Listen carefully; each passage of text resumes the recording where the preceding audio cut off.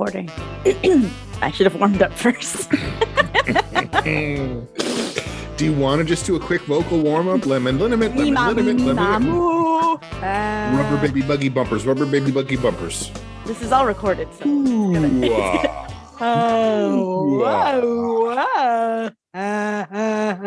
I hope Aaron leaves this part in.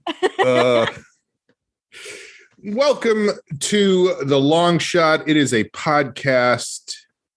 I am one of your hosts. My name is Sean Conroy. With me today on the show is the other host, whose name is, as ever, Amber Kenny. Hello. I thought you were going to say whose name eludes me. I don't... It's been a while, and I just, I'm not good with faces. Yeah, I mean, it's breakfast with The Long Shot, of course, because it is early. So crack of dawn, almost noon on Sunday. It does feel early to me though, because I don't go to bed until ungodly hours. But it's been a while since we did this. We missed a week. People were hell came and high water. Yeah, people were upset. They were, I got some petitions. I got some, I'm just trying to think of, how when a show gets canceled and everybody sends something to, what would they send if it, in order to protest against The Long Shot missing an episode? I got a cardboard box full of calendars. Okay. So, no, I don't know what people would send. That would be complicated because they'd have to buy them from Jamie first and then send them back to us. I guess in my head, it was that they had always had them. Because if you bought a calendar when the calendars came out, it's still good, right? Right. It's not, there's no numbers that correspond. There's no dates or anything. It's just like you remember that then this month is Vintubuary or whatever.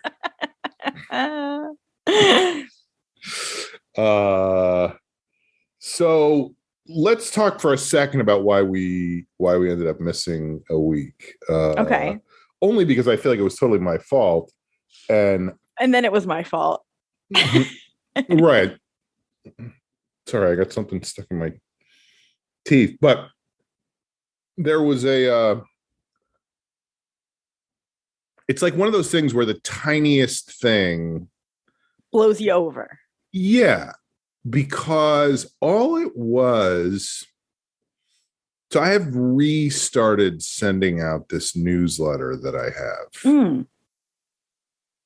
on a regular basis.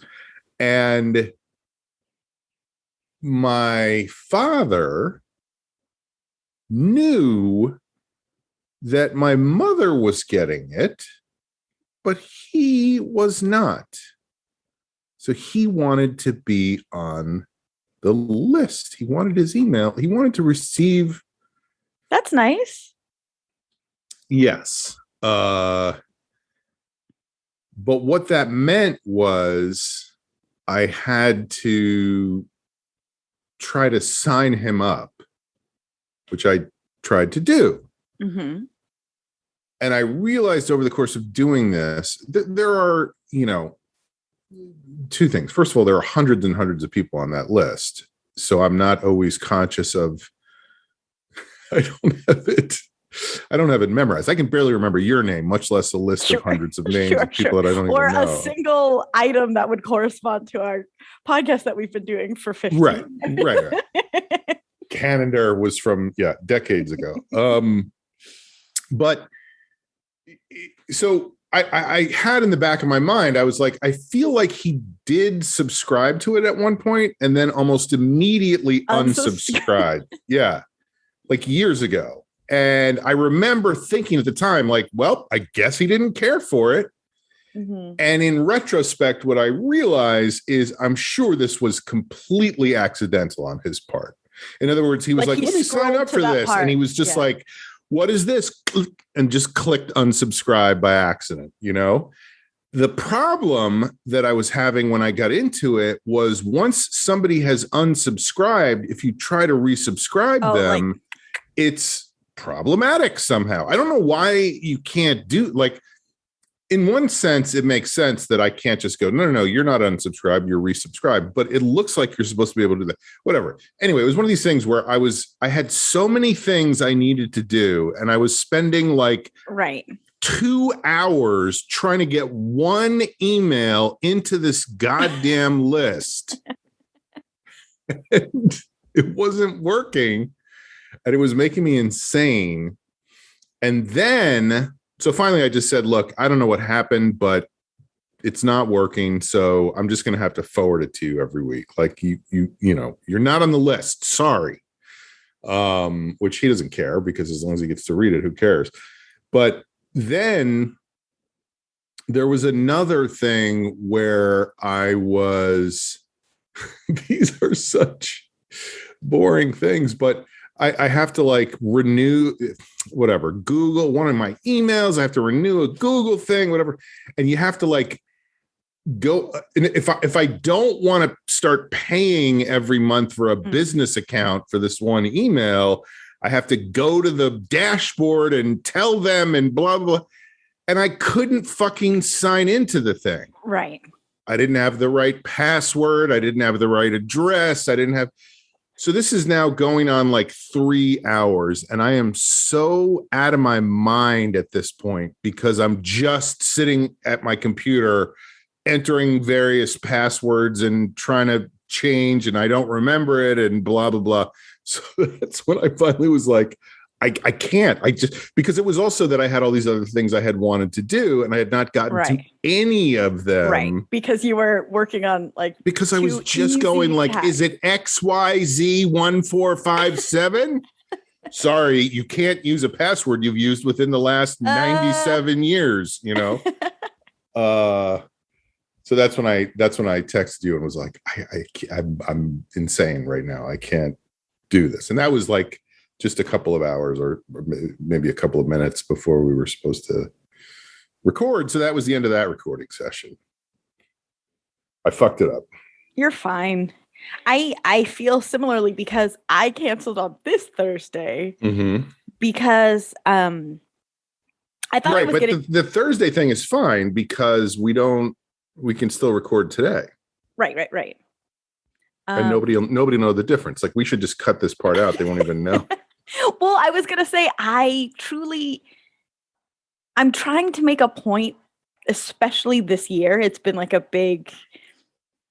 sort of my New Year's, not resolution, but focus. Revolution. Yeah. Yes. Is listening to my body, listening to my instincts, all that good stuff. Not with your ears, but with your heart. And also ears. Like, I want to be able to listen to you and listen to my partner and listen to society. Okay. Okay, sure. You mad that I want to listen to you? It's an interesting reaction. And it's just funny because, like, it's a focus I think about every day. It's a part of my daily journaling. My voice is going out. And and on Wednesday and Thursday, all day long, like, I wasn't doing hard tasks at work, but I was like, what you were describing before, where I was like, for some reason, everything was impossible. And I had like a mild headache on Wednesday, but I was like, I think I just didn't drink enough water. Anyway, point is, I wasn't listening, and I was like, I think I'm sick. I don't think that work is that hard. I think I'm not well. And then I was like, I had a fever, and I actually don't think, anyway, I didn't go to the doctor or anything, but I think it either was just allergies or what I'm about to say is so crazy and you are not going to be down with it.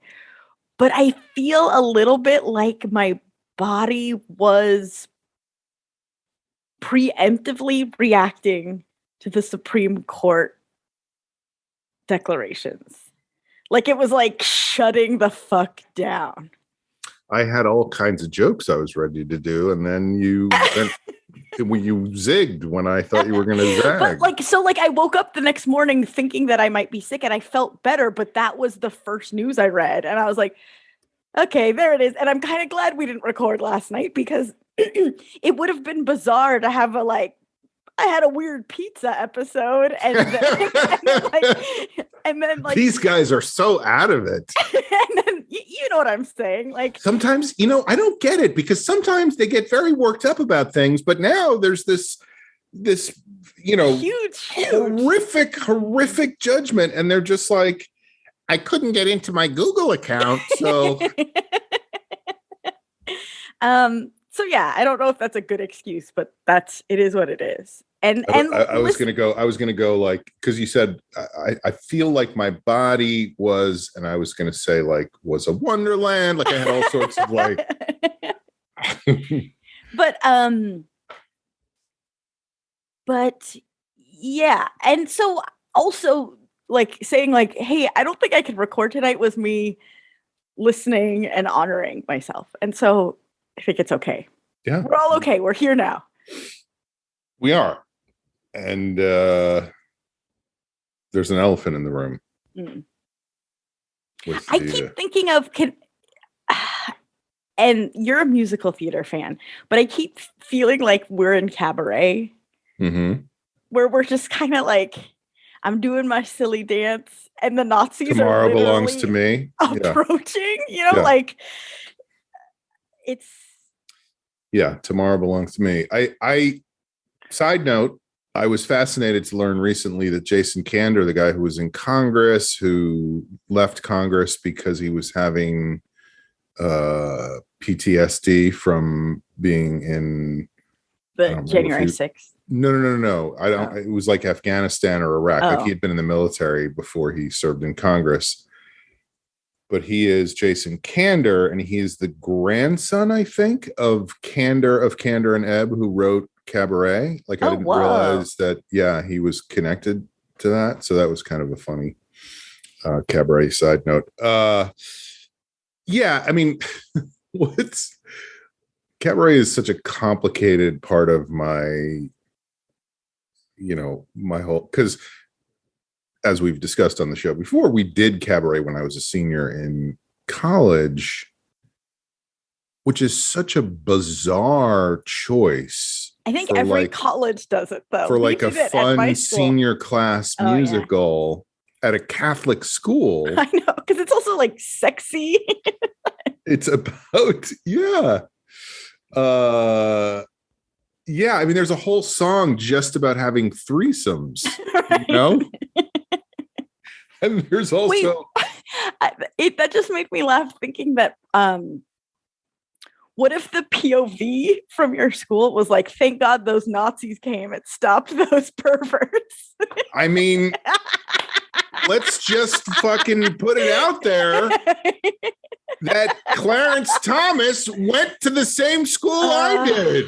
I'm so sorry. Like, yeah. Anyway, so here we are. And let's just talk about it. I could not get into my Google account.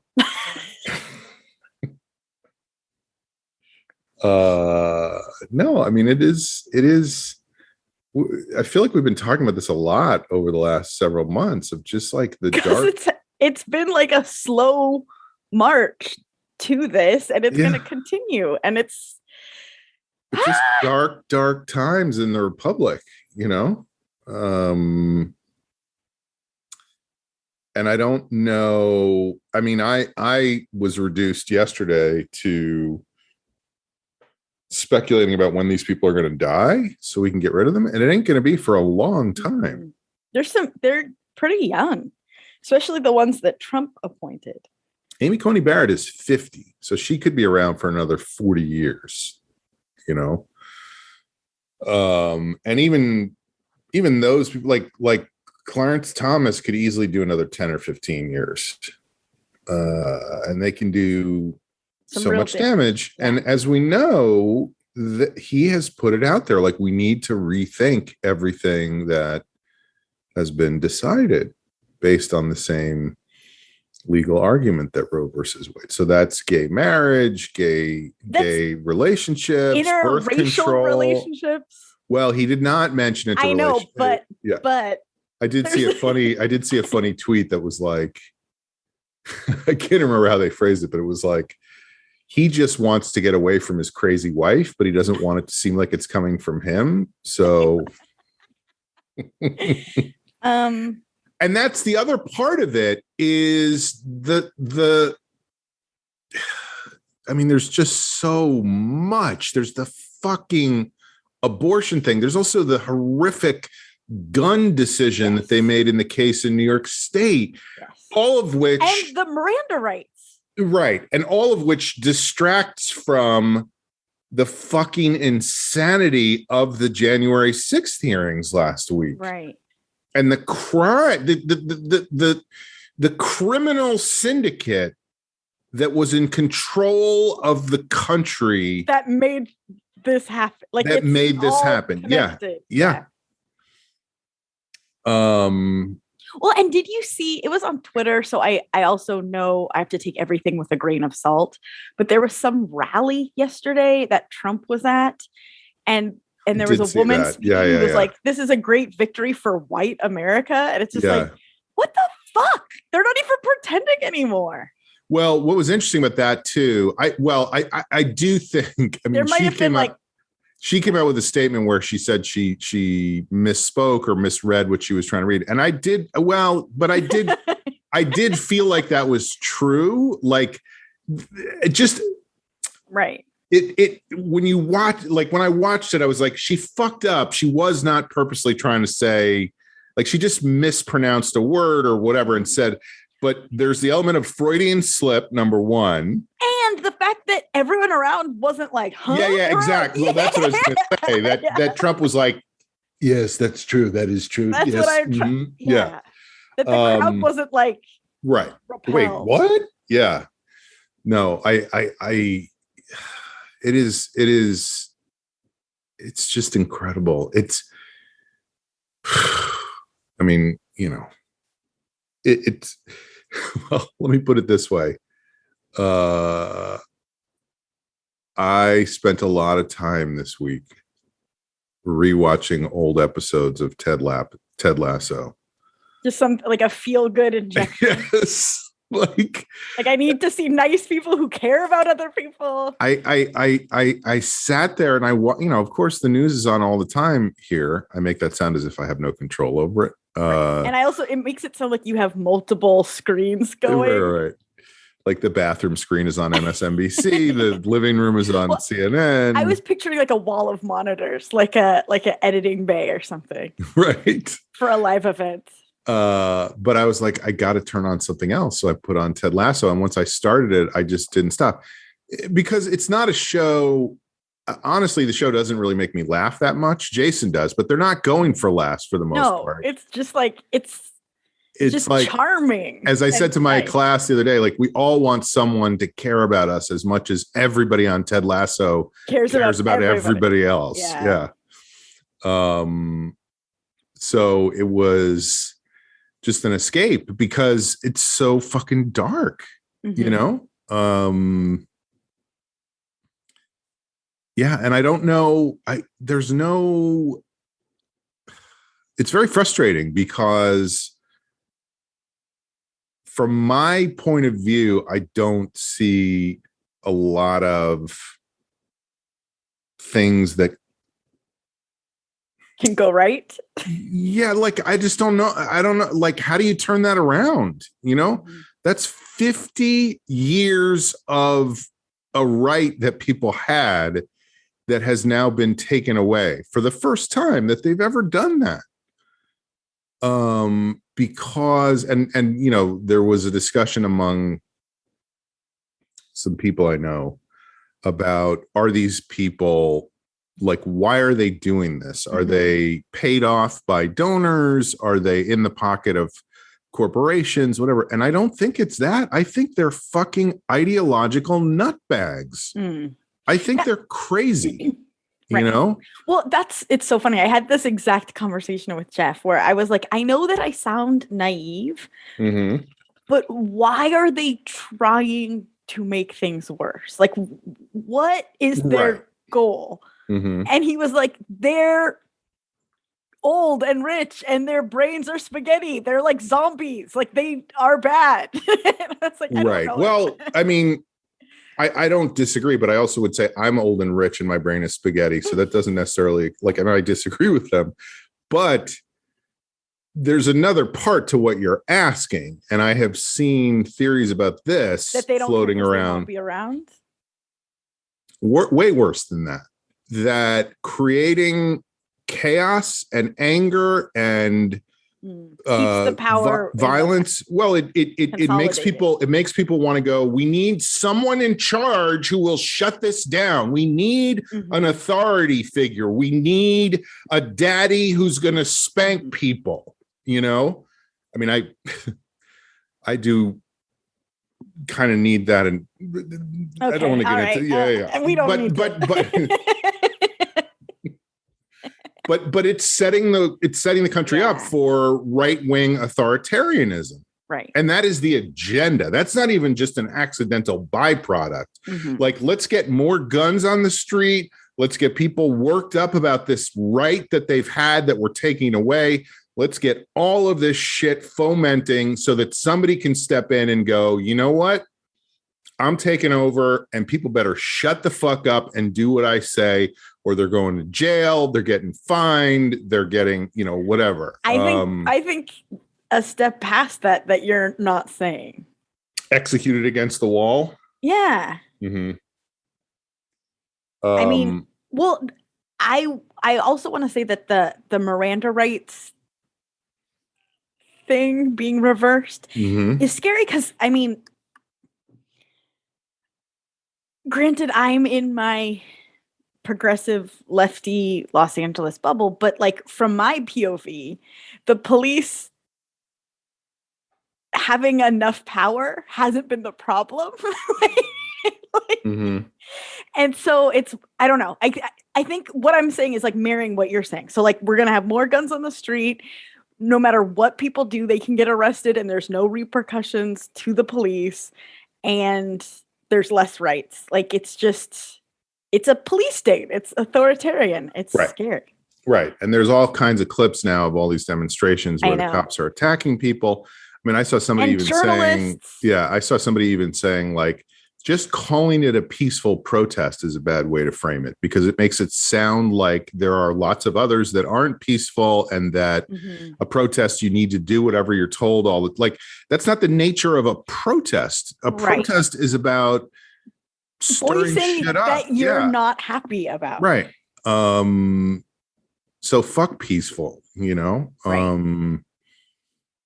so yeah. Well, and isn't that in the Constitution? Am I crazy? Like, aren't we allowed to? I know that free speech is one of them. I'm pretty sure. Right. And but that just means you can talk without paying for it, unless you're on the phone. Right. But what I mean is, like, if I feel politically one way about something, and I go outside and say it. It's weird. And I know that it's in a larger group of people, but like, I feel like the Constitution protects people from being arrested for just feeling a certain way about something. Right. But there's all kinds of ways to. Right. Because it's like you're trespassing. You're, whatever. Like even in some places, it's if there's more than 3 people together, that's illegal assembly of a mob or whatever. But it's crazy because we're just like echoing each other. It is what it is. But like, I feel like we're just like echoing each other. I just want to listen. I want to listen to you echo me. That the party that is in theory all about like freedom and personal freedom and all that stuff. They're making it so that you're saying the Republicans. Yes. If anyone feels differently from them, it's like, shut the fuck down. Yep. Like you're not allowed to protest by kneeling at the national anthem. You're not allowed to protest by protesting. You're not allowed to protest. Like it.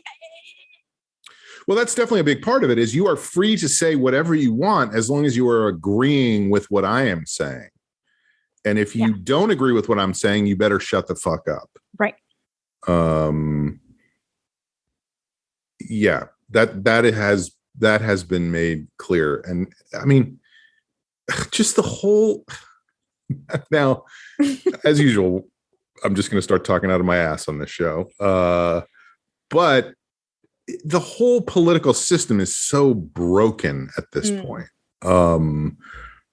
Because one of the problems is over the last, I mean, obviously this has been in decline for a long time, but over the last couple decades, the Republican Party has become so much more beholden to the lunatic fringe, which all has to do with the way the system is set up, that in order to make a mark in the primary elections, not in the regular elections where everybody gets to vote for somebody, but in the primary where only Republicans vote for Republicans, to stand out, you have to be way more fringy. And people go, yes, that's the person I want running. Then that person ends up in the regular election. And the people who are just normal Republicans go, well, I'm just going to vote for the fucking Republican no matter what. I got to back my team. Yeah. And so then that person, and her name is Marjorie Taylor Greene, ends up in Congress. And you're like, what the fuck is this person doing here? I mean, I saw a clip of her and Jamie Raskin going back and forth. And it was just like, it was crazy to me. And I honestly, it was for the Judicial Committee, and I don't remember what they were even talking about, but she was just so nasty and smug and dumb and unqualified to be there. I mean, the thing I do remember, and my favorite part, was she called him Mr. Raskins, and he just kind of shakes his head and goes, there's no S at the end of my name, just so you know. I was like, good, glad he called her out on that, But, to go back to the thing that who gives a shit about at this point, but the January 6th hearings, all those people who asked for pardons, as Kinzinger said in his conclusive speech, the reason you ask for a pardon is because you did something criminal. You did something wrong, and you're going to get in trouble for it. And so there are these 6 or 8 or whatever congressmen, and I was wrong. I was betting on who, with my friends, I was betting on who was, because that was an interesting thing about that hearing, was they teased that right at the top of the hearing. They were like, you gotta go into the mid-season finale or whatever. Right. It definitely felt that way. It was like, at the end of this episode, we will vote someone off the island. And it's like, I'm in. I'm going to watch the whole 3 hours. I want to know who gets voted off. So at the very beginning, Liz Cheney was like, by the end of today, you will find out which serving congressman asked for pardons. And so I was like betting with my friends on who was going to be on the list. And of course, my money was against the two that I was really focused on. Was I bet, because they showed a whole group of clips of those guys at the beginning. They were like, this guy, this, and everybody was like, oh, those are the guys who asked for pardons. Those are definitely the dumb fuck, because they were all the dumb fucks going, this election has been stolen. And the two guys that I was focused giving on, tours to people with guns. Jesus Christ. But the two guys I was focused on, I said, I bet Jordan didn't ask for a pardon because he's too smart. And I bet Louis Gohmert didn't ask for a pardon because he is too dumb. And I was right about Jordan, because Jordan just said, are people getting pardons? Like he calculatedly didn't say, I want one. Yeah. And Louis Gohmert did say, like, I was thinking maybe you could give me a pardon if you wanted to. That would be a nice thing to do. So I was wrong about him. That's my Louis Gohmert impression. Well, and it's tough because you don't even there's no one to latch onto as the good guy. And I know that that's like a very immature way of looking at the world. There aren't good guys and bad guys. But like Liz Cheney's doing this wonderful job in the January 6th But then with the Supreme Court, she was like, yay, abortion is gone. It's like, right. No, like so close. Like, right. Right. I mean, that is an important thing to remember, is that so many people are like, oh, she's a hero. And it's like, no, she's not a hero. She still sucks. Yeah. Yeah. There's nobody to look at and go. I mean, same thing. I had the same feeling after, I don't know if you watched the guy from Arizona, the Secretary of State of Arizona or whatever it was. Mm-hmm. This poor guy named Rusty Bowers, who was the Republican secretary, not the Secretary of State. He was the Speaker of the Assembly in Arizona. Just because we pride ourselves on accuracy. Everything else I've said is accurate. Yeah, and it would have made a big difference. And I've done a lot of reading and research before this episode. Dear Longshot, you said Rusty Bowers was the Speaker of. No, he was the Speaker. So he was the Speaker of the House in the Assembly in Arizona, and he was one of the people that the crime syndicate, the Trump crime syndicate, started calling and saying, just change the votes. Just change the votes. Just change the votes. Just change the votes. Just change it. Just change it. Just change over and over and over and over and over again. And this guy is apparently... Aren't they like still voting and counting in Arizona or something? Right. Or something ridiculous where it's like it doesn't even affect anything, and they're spending millions of dollars. Right. There could be bamboo on the ballots because they came in from China. I mean, yeah. Well, anyway. So Rusty Bowers, apparently he's a devout Mormon, which is debatable, but it means that he was like, I took an oath and I'm honoring that oath. And so in that sense, it works out well. I'm just saying, because I just watched Under the Banner of Heaven. I haven't finished it yet. They blood atoned people for not, we're going to blood atone you. We're going to blood. What does that mean? Blood atone. Oh, it just means we decapitate you and your child in the kitchen. For God. For God. But so he was like, I took an oath and I'm not going to violate that oath. And he had actually kept a journal during all of this and written in his journal about like why he was standing up for this stuff. Like, I do not, I'm getting this exactly right word for word. He was I'm sure he wanted Republicans in power, but this is the right. He was like, I do not wish to stand before my maker and know that I have done something which I blah, blah, blah, Yeah. The kind of bullshit you read from 200 years ago. Right.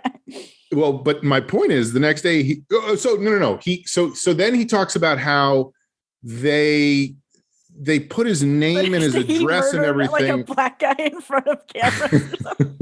No, but God's okay with that. They put his name out there and they were like, Rusty Bowers in Arizona needs to know that he needs to get the votes right. So people were coming to his house. They were coming to his, I think, and again, none of this is factually accurate, but he had like a daughter who was dying or something, and they went to her house and they were harassing. So they're outside with bullhorns, and he said there were trucks with giant TV screens driving around the neighborhood, calling him a pedophile. And his neighbor got into it with somebody where the guy had a gun and was like threatening his neighbor, and he had to get involved. And scary. All this crazy shit. Yeah, like violent. Imagine there's a truck driving by your house just going, this person is a pedophile. And your neighbors are like, look, Bill, they're not. Yeah. No. But they're also like, Bill, you got to do something about this truck. Sleep. Yeah. Like, come on, man. Change the votes or something. I'm just so tired. Like, just do it. So he said he got like 10,000 texts from people after his name was released, and thousands of phone messages that basically shut down his office. He could not work anymore, nor could anyone in his office, because they were just getting calls all day threatening, we're going to kill you, we're this and that and whatever. And then the next day he was like, but if Trump runs again, I would vote for him. Oh my God. Yes. He basically like put a hit out on you. Yeah. And you're like, I like the guy. I just like how What can I say? He's got charisma. He's got moxie. Yeah. Oh my God. It's like that joke in like comedy movies where somebody is horrible in a job interview and it's like, I like you, kid. Like that's the exact kind of spunk we need where, where in real life, no one would ever approve of that behavior. But it's like, then you look at it and you go, well, what the fuck does this guy have to do to make people go, that's what's so crazy about all of it is this is the worst person on the planet. And people are like putting their life on the line to defend him. Literally. Yes. And it confuses me. It's not great.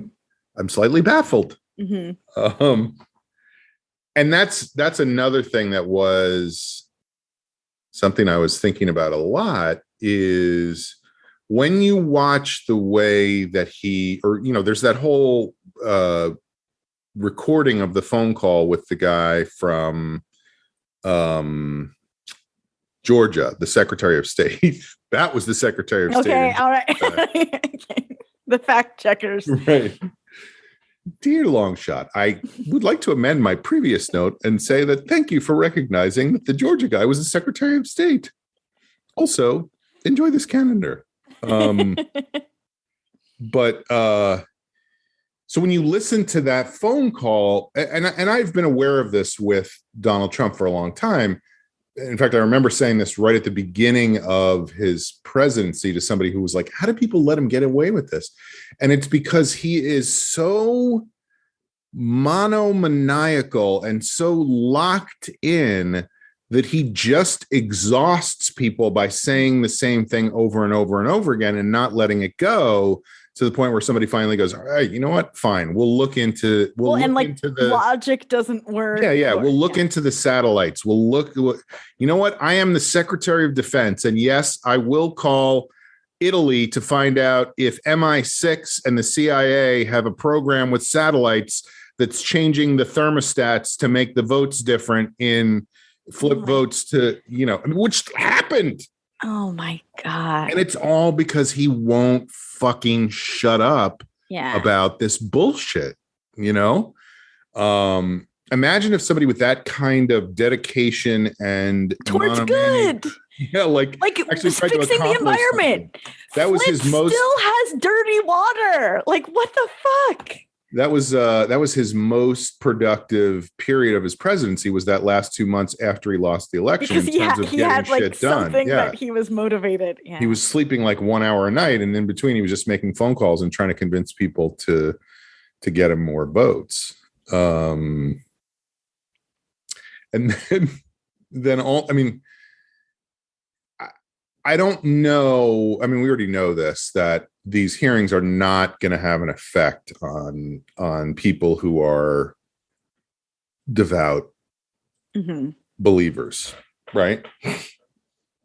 They're not going to go, oh, they're saying bad. He's a bad guy, and he is a bad guy. Like, no, they're going to say, oh, typical like media out to get him or whatever. Or, I mean, or they just don't even watch it or know it. Yeah, like I watched like a fucking idiot. I watched 2 different Fox News shows the other night after that hearing. I watched Jesse Waters, who is like a low rent, smarmy piece of shit. Okay. So you like him. Yeah, he's great. He's really funny. But he is a guy who does think he's funny, and he's just he's not. And he's also smug and smarmy. But and also low rent. Like he's not even good at being smart. I mean, low rent is such a fucking good insult, Like you don't want to be low rent. No. You want to You know how high rents are at this point? If you are low rent, you are honestly trash. But also a lot of people want you if you're But anyway, I watched him and I watched Tucker Carlson. So the first 20 minutes of Jesse Waters' show was this was the day of the 5th January 6th hearing, or the 6th January 5th hearing. I'm not sure. But the whole first segment of his show was about Nancy Pelosi's husband who got a DUI last weekend, like who had gotten a DUI like 5 days before. And why was he not charged with a felony? He was only charged with the misdemeanor because they're out to get you, and liberal elites don't get the same, I'm sure he was treated, better than a lot of people would have been, but also it would have been the case if he was a Republican. Yeah, and he's getting charged. He's gonna have to deal with the repercussions of getting this just DUI. Go away. Right. Like Matt Gaetz's always have. Right. Like Succession. Right. But spoiler alert.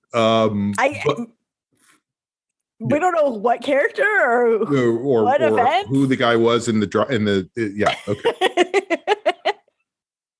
But anyway, it was like, what are you talking? Like, why? How is this dumb thing? So anyway, that was one show. That was like the number one story in America right now. In the 8 p.m. news hour, Then Tucker Carlson comes on. I watched the first 20 minutes of that, and it just is so deeply vile. But the whole thing was about how he had been wrong about Kamala Harris.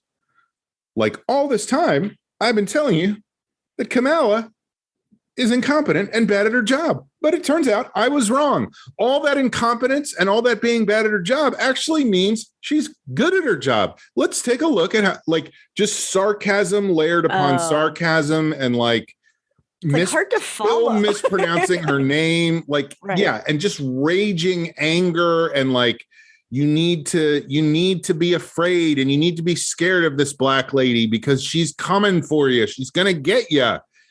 And so if you were watching that, you would have no idea that any of this stuff had gone on. Yeah. I thought they would talk about the Supreme Court stuff as well, this was the day before. As a rah-rah, yay, we won. Right. Well, but that's an interesting thing too. Apparently, and I can't remember exactly what it was, but that was not at all the reaction on interesting. Fox News. It was, now it's going to make it even worse for Christians because they're going to blame in other words, it's still about It's about being afraid. Yes, you have to be afraid. God, they're going to get you. Yeah. Because otherwise, what's driving people to pay attention unless they're scared? Right. And I guess that's one of the things. I mean, there's a million things that are so upsetting about the whole thing, but one of them is that it feels to me like the Supreme Court decision regarding abortion in reference to the sanctity of the life of the fetus is based on faith. Mm-hmm. It's saying this is a baby. This is a living thing. That's what I believe. That's what I believe. And you need to on Christianity faith. That's what I'm saying. Yeah. But it's actually against people's religious beliefs in Judaism. It's religious law that you have to protect the mother at all costs. Judaism is people who read "Are You There, God? It's Me, Margaret," right? Yes. Judy Blume books. Yeah. No. But that's what I'm saying. It is going I am a Christian. I believe in Christian values. I believe in a Christian God, and my faith, which, by the way, believing in a Christian God is purely imagination. It's just I believe there is a being up there looking down, and I take nothing away from anybody who believes that stuff if they want to, and if it comforts them, but to turn around and say everyone must share my belief and live according to my belief is antithetical to the Constitution of the United States. Yeah.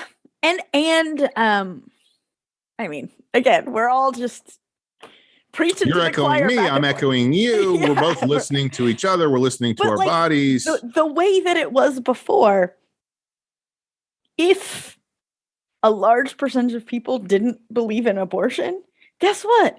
They didn't have to have one. No one was handing out forced abortions. Mm-hmm. Now it is forced. It's forced pregnancies. It's forced birth. I don't know. It's just like if truly the majority of people believed that abortion was wrong, it shouldn't be an issue. It would be something that existed, but no one would get it. Right.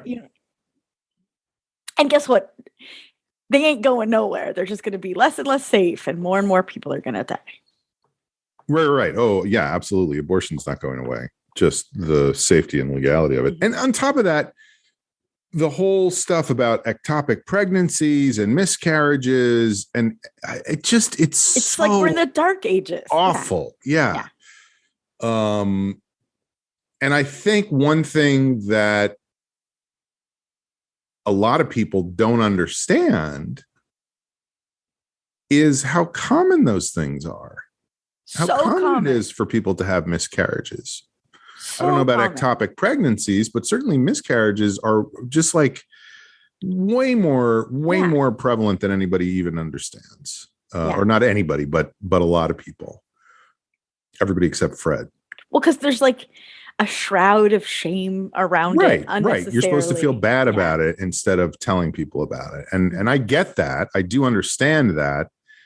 But anytime I find out from someone that is something that has happened, I'm able to say, just so you know, here are a bunch of other people that have been through a similar situation, because I know so many people that have been through that, you know?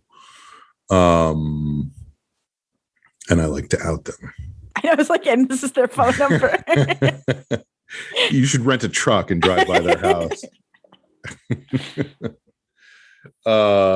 Yeah, I don't know what the answer is. And one of the problems, of course, well, we'll see. I mean, there are certain obstacles to success in the political process that we are very aware of at this point. The filibuster, like every single thing that's happened in the last couple of years. That's what I was going to say. Well, we can't do anything. We don't have the filibuster-proof vote. And then people go, well, let's get rid of the filibuster. And they're like, oh. Yeah. And so then, I understand what that is. That is people saying, but this is how it's always been. Right. No, not even that. It's like, this is how it's always been. We don't know what the consequences will be. We don't know, like, you know, I've had this conversation with people of like, let's get rid of the filibuster. We need to get rid of the filibuster. The filibuster is keeping so many things from being accomplished that could be accomplished with a 50 vote margin instead of a 60 vote margin in the Senate. And the Senate is so unrepresentative of the population and blah, blah, blah, blah, blah, you know, all that shit. People are like, but we don't know we don't know what could happen if we get rid of the filibuster. It could turn around. And it's like, that may be, but what the fuck is happening right now? Right. Let's do something about what's happening right now. And then if something goes wrong later on, let's try to fix that. But things are such a fucking disaster right now that needs to be fixed. Right. You know? Well, that's what I was going to say is it's frustrating. Again, back to the, like, there are no good guys is, you know, Congress hasn't. By the way, we're the good guys. I hope so. Like they haven't been able to codify Roe versus Wade but within a week they were able to pass laws to protect the houses of the Supreme Court. Like it's frustrating in the sense that the people who need the most help get left stranded, and that the people who are at the fucking top, who have all of the resources, everyone just runs to double help them. It's upsetting. It's like the rich get richer, but it's not even like financially. It's like the rich get more security. Everything. Yeah. More everything. More protection. Yeah. And again, I need to do reading. This is me 1000% talking out of my butt. I don't know what I'm talking about, but I saw on Twitter that's all our best conversations, by the way, are just things we saw on Twitter. So pathetic. People are like, I don't need to listen to this. I can just look at Twitter. Yeah. But that FDR, that the Supreme Court said that something was unconstitutional. I want to say it was like, something that we use every day. I want to say the wheel. Yeah, a bread slicer. Something like like something that FDR introduced. So I'm guessing it was like Social Security or something like that. Again, I don't know what I'm talking about. I'll do research after and I'll come back to you. But let's say it's Social Security. I don't think it is, but I'm going to use that as a placeholder for now. The Supreme Court deemed it unconstitutional. So FDR just kept adding members of the Supreme Court until there was enough to pass it or something like that. Well, I don't know. I don't know.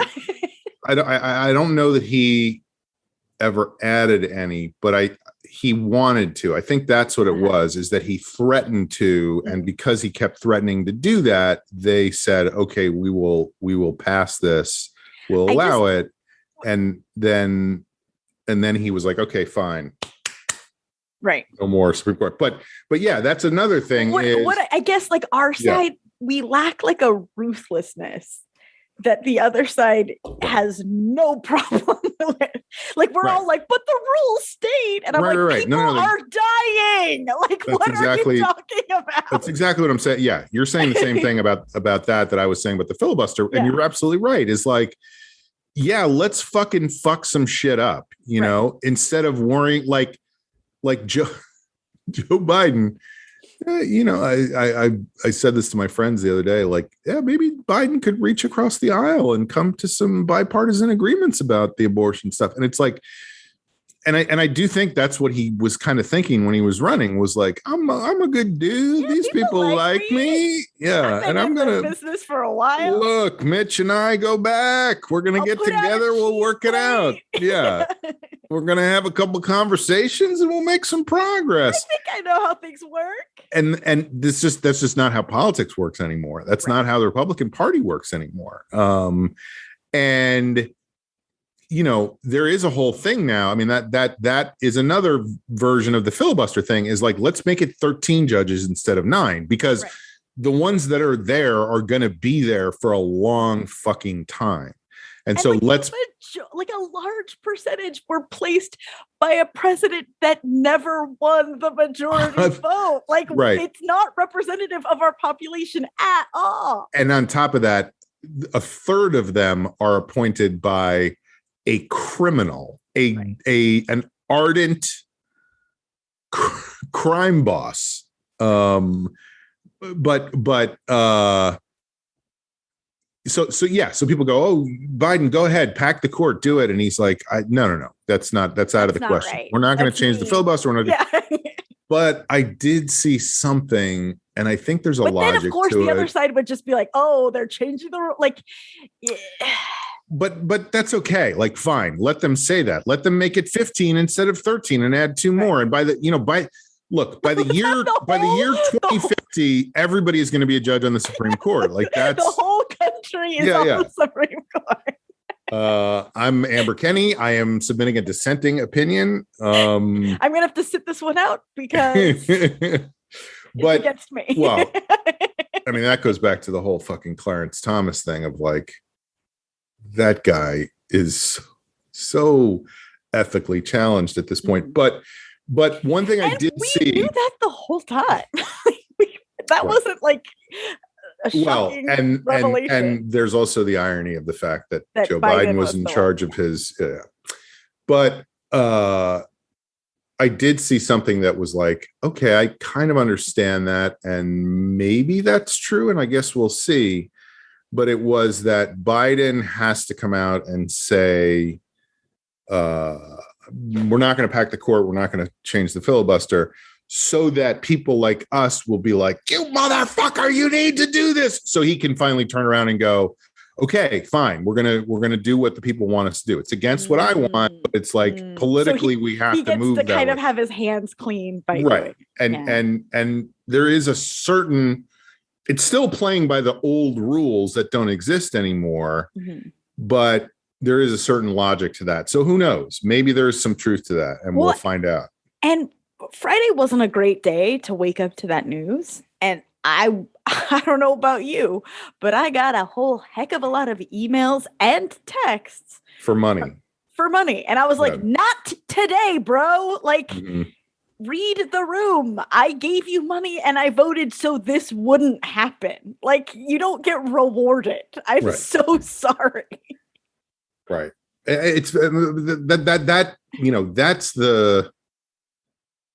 that's the sort of overwhelming part of all of it, is like, just donate and go vote.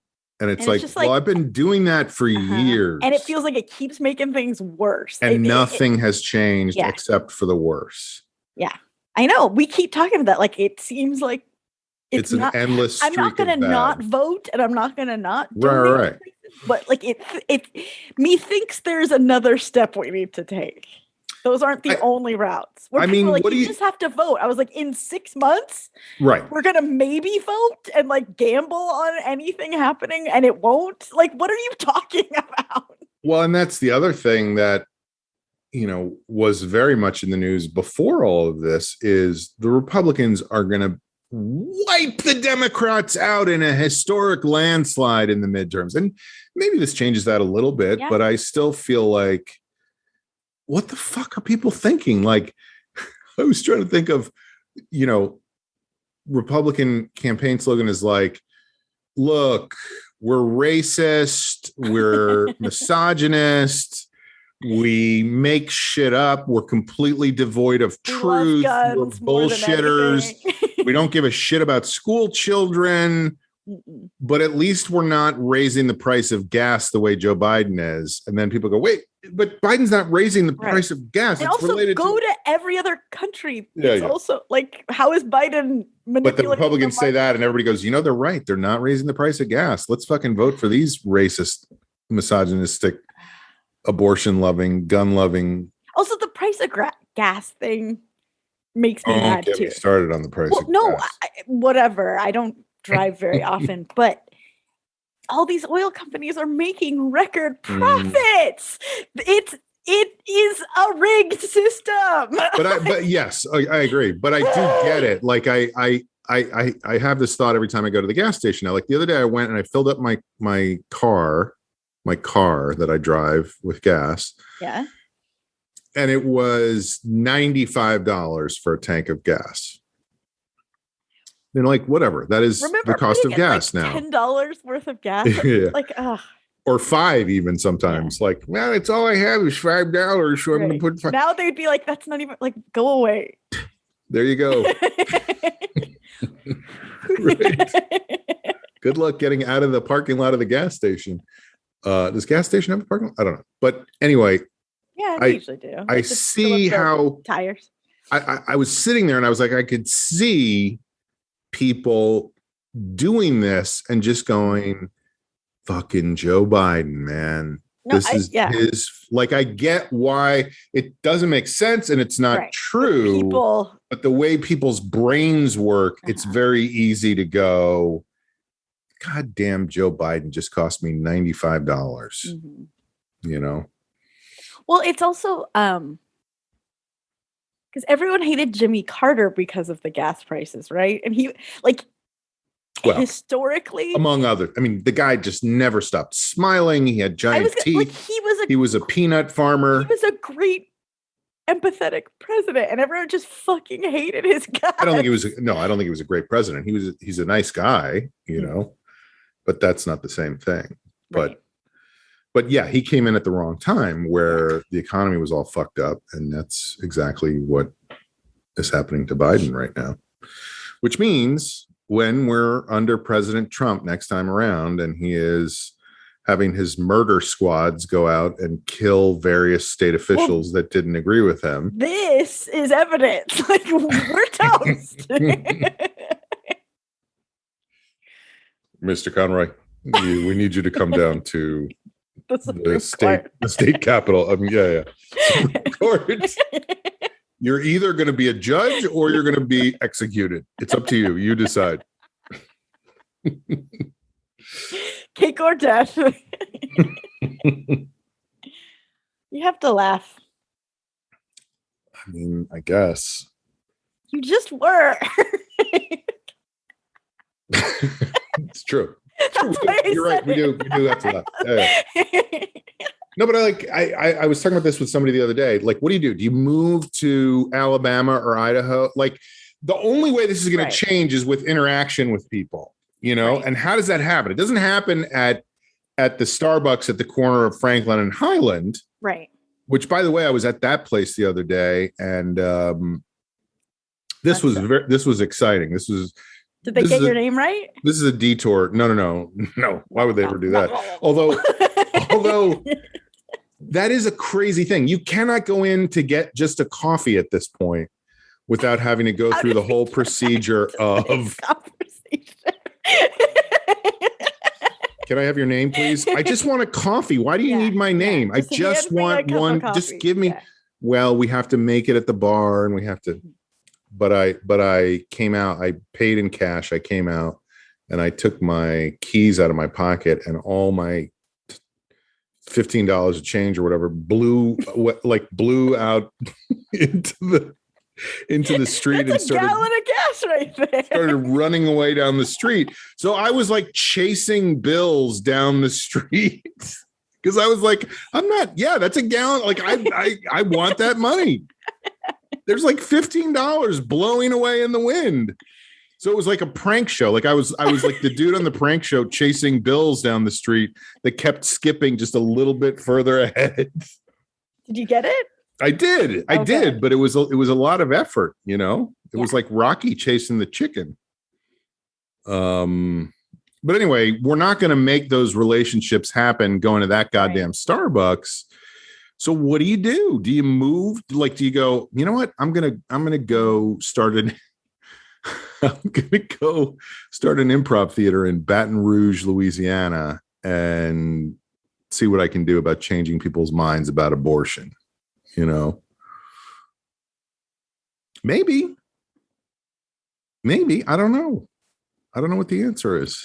Well, and that's the irony. I think there's a lot of issues that we need to change the hearts and minds for people. Mm-hmm. But I think we have the majority on this one. That's what's wild.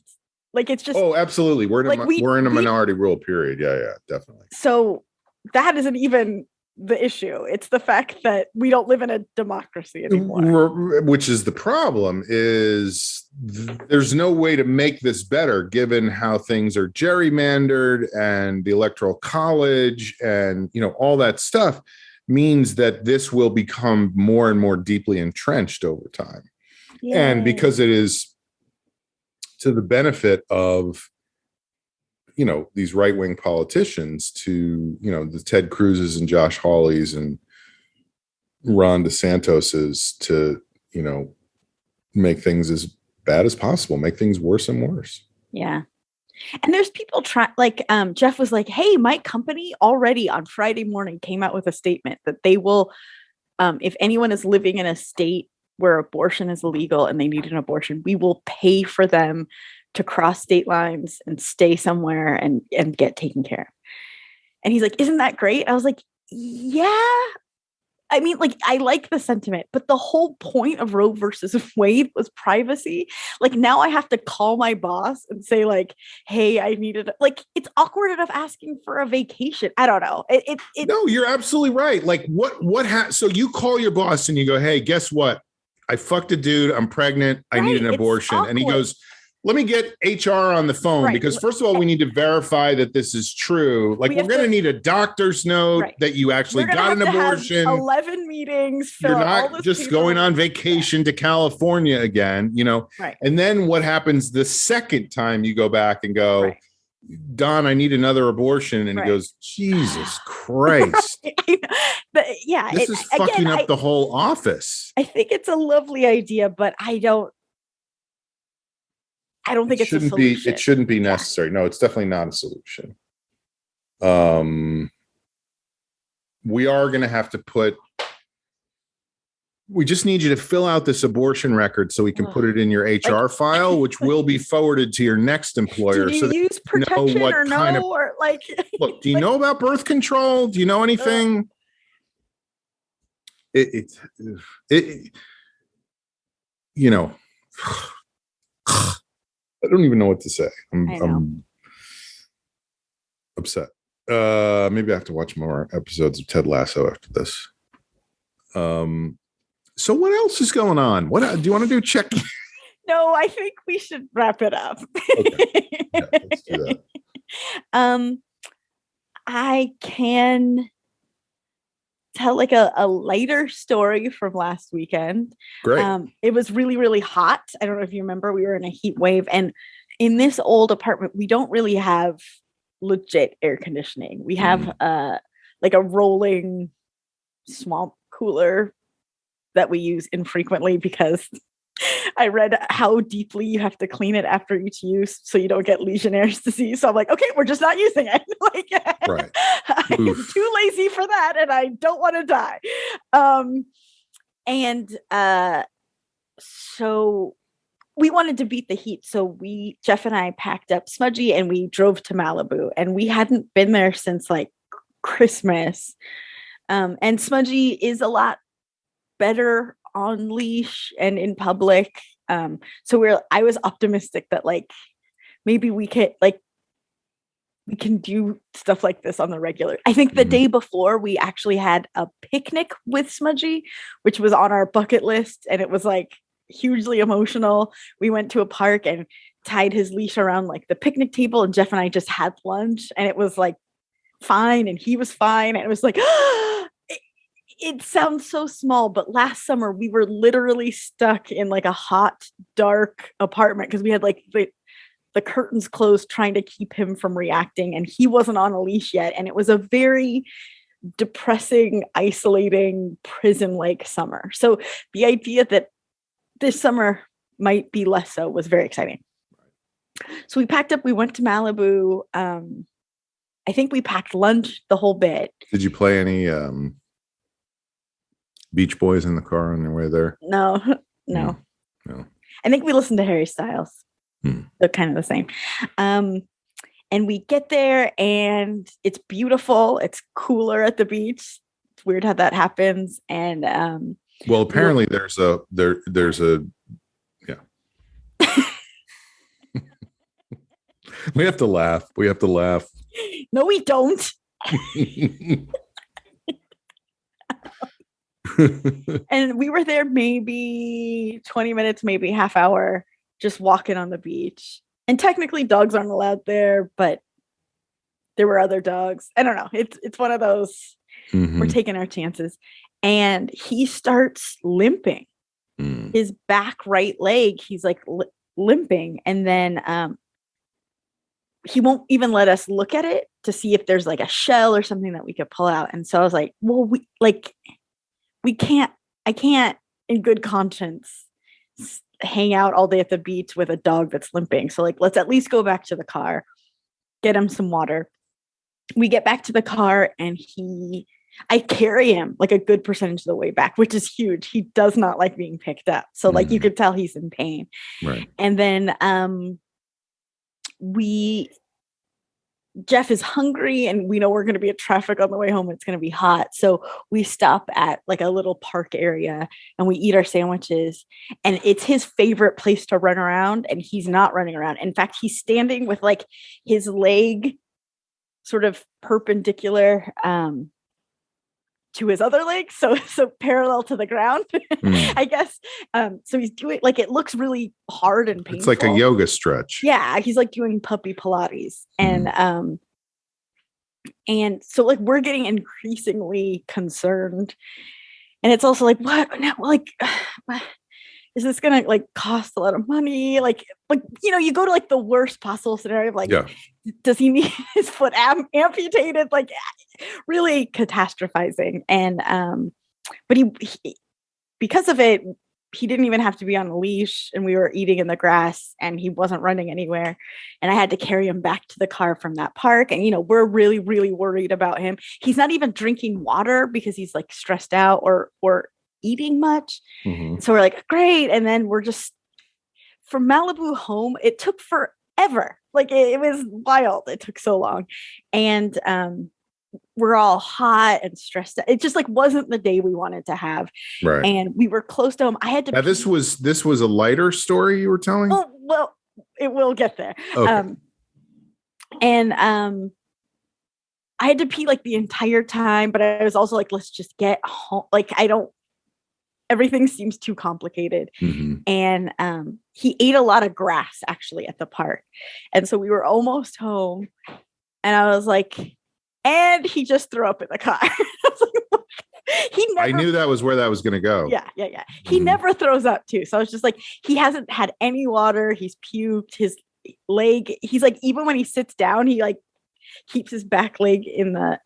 Anyway, by the time we got home, like Jeff and I are beside. Does he? Now I don't want to get ahead of the story, but does he have Legionnaire's disease? Is that what this is all about? Yes. No. By the time we got home, he was like, "Oh, cool, we're home." He just jumped out of the car and trotted down the sidewalk without even no effect. Yeah, and we were like, "Is he Kaiser Sose?" Like, what the fuck? And then was totally fine, and we're like, "Okay." So I don't know if he just like had some sand in his paw and didn't like the feeling of it, and was a bit dramatic, and then we were a bit dramatic. I don't know, but everything seems fine. And thank goodness. So that was it. No follow up. Well, it's good that you didn't go right to amputation, that you considered it, but didn't actually act on it right away. The act. Yeah. Or even because Jeff was like, should we call the vet? I was like, we should go home. We should regroup. We should like reassess and then decide. Like, because also I think that was the problem. We were getting I was like, we need to take this baby step by baby step, and we need to get our asses home, and then we will. And it was fine. But what if he gets his leg amputated and then he wants to be a space dog and go to the moon, and then he's not allowed to go to the moon, but we end up going to the astronaut program. We go to the moon, and then we have to leave him on Earth, and we're living on the moon, and he's living at home by himself, and he can't even turn on the swamp cooler. But Jeff is convinced that he was manipulating us. Mm-hmm. And I was like, to what end? Like, to go home?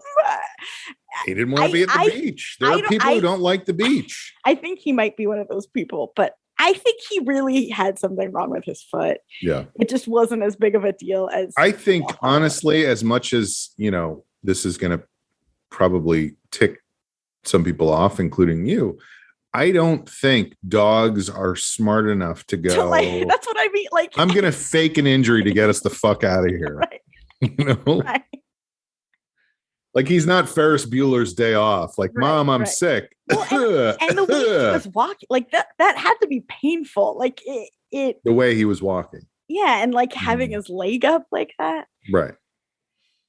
No, check this out. I'll just stick my leg out behind me, and they'll think it's a problem, and we'll get to go home. Fuck the beach. Ugh. So we should have just gone right to the vet, because then he would be like, "Oh, I'm never doing that again. I don't like going to the vet." Anyway, that's my parting shot. I don't have one. I really don't. Like, I have all this shit written down, but I'm like, none of this is stuff that I want to talk about right now. That's fine. I feel like we did a solid episode. Yeah. Talking about Twitter. Oh, I know what I'll talk about, because it relates to you calling me out for my bullshit. Hold on one second. Wait, when did I do that? I'll be right back. Oh, you'll know what I'm talking about in just a second. Do. All right, I'm back. Now I have to put on my headphones so I can hear, so I can listen to you. Okay. So you have been totally up my ass about whether or not I actually went bird watching, right? Yes. I just nag. Like, Jesus, can we just let it go? Sorry, I followed up on in a playful way after a conversation. You were just listening to me, and the truth is, I never made it out to bird watching. Like, I had day after day after day, like I would be like, I'm going to do it in 2 days. And then just like something would come up. And 2 days is always 2 days away. Right. So it never arrives. I am going to do it in 2 days. No, I never got to do it. And I'm a little bummed because I think the window is closed now. I mean, I'm sure there's still birds out. Yeah, I'm sure there's still birds out, but there is like a particular period of time when the birds are flying north for the winter, for the summer, because it's too far to walk or whatever it is. But all of this is by way of saying that I got a Twitter message, a DM on Twitter from one of the listeners of our show who said, are you still living where you used to live? I mean, he was more specific than that. Because I'm not living where I used to live, but I am living where I used to live, you know. I mean, I've lived a lot of places, and a lot of those places I don't know. Well, I've lived a lot of places, and I'm not living in most of those places anymore. I'm just living in the place I'm at now. And anyway, he said, I got you something for your birthday, and I sent it. And I was very grateful for that. Just grateful for him remembering. Your birthday's next month, though, right? It's coming up in a couple of weeks. Okay. Yeah. So it was early. I just had a panic attack. No.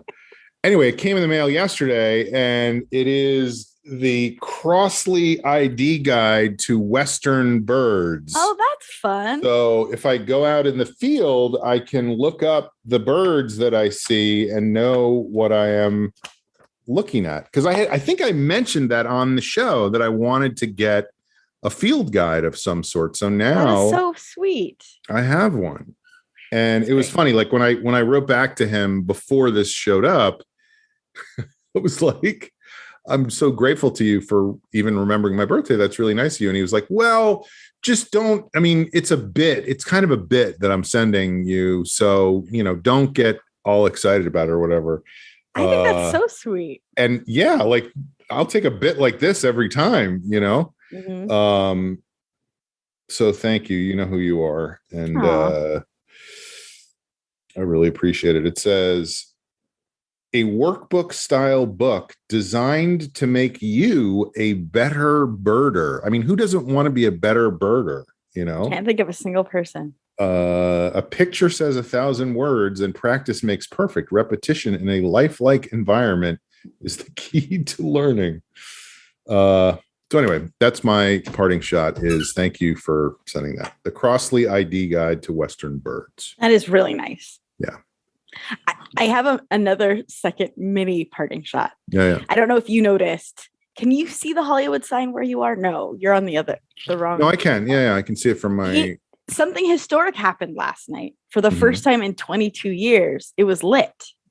Did you notice? I didn't go outside last night. Well, what did it light? What happened? With like lights so that you could, because usually it's just a sign. It had lights on it. Cool. But Jeff and I don't know if it will be tonight again, but Jeff knew about it from it was like some activation through his work. So he's like, we got to go outside right now. And so it was like late night. It was 9:15, but that means, an hour after Smudgy's bedtime. Right. So he was like, what's happening? And we all went like a couple blocks away and up a hill where we can see the sign. And it was fun. It was just a wild Saturday night.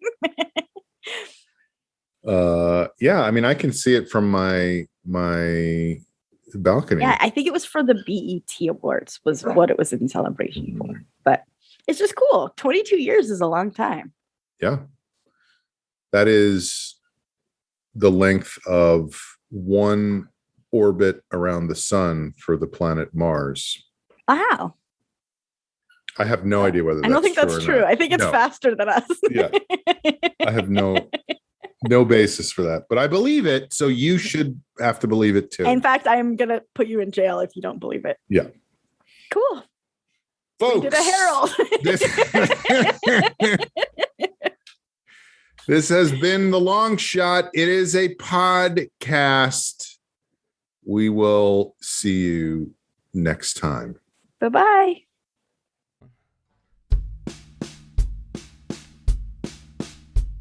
So I will walk this evening to the cellar, and I will try my best to stay afloat. And I will be standing till 3 in the morning with a mouthful of terrible jokes. And you will criticize my awful timing, but I will still insist upon my skill. And I will be late for work in the morning. I'm just taking the time that you killed. And it isn't as if things have gotten better, though it isn't as if I am getting worse. And it isn't as if I took the apple from your eye and I bit it just to quench my own thirst. And it isn't as if people think I'm funny. Oh, but what is being funny even for? Well, my lines have made me forget what you gave me when I was starting out in New York. And it isn't as if I am getting work.